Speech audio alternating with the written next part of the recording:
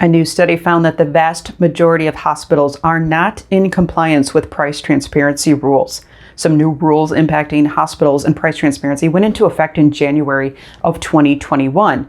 The rules require hospitals to post information about their prices in a way that's easy for consumers and researchers to access. And the Centers for Medicare and Medicaid Services has started to enforce some of these non-compliance, and they started in the state of Georgia, and we'll talk more about that in just a moment.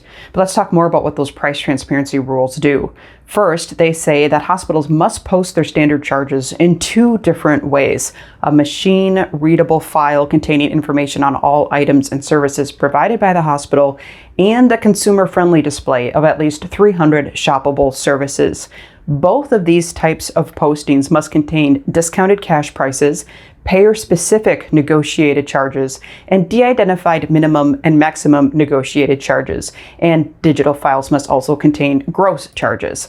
Research has shown non-compliance. There's been 3 different studies in the last year or so that have been following up on how hospitals are doing with following these price transparency rules. An initial study was conducted last June. It said only about 25% of hospitals were in compliance with price transparency rules. Some more recent surveys have dug a little deeper to see if they were in full compliance. And our February study found that only about 14% of hospitals were fully compliant with price transparency rules.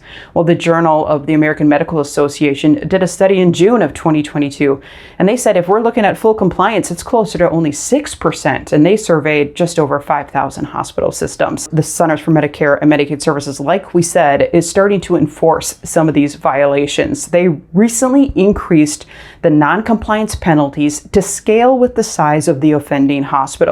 So larger hospitals can be fined as much as $10 per bed per day of non-compliance, which doesn't sound like a lot, but it adds up quickly. That penalty actually tops out at about $5,000 a day as the maximum penalty a hospital can be assigned.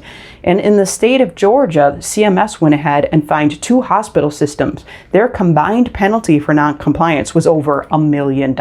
You can read more on hospital compliance with price transparency rules. We link to those recent reports in the description below.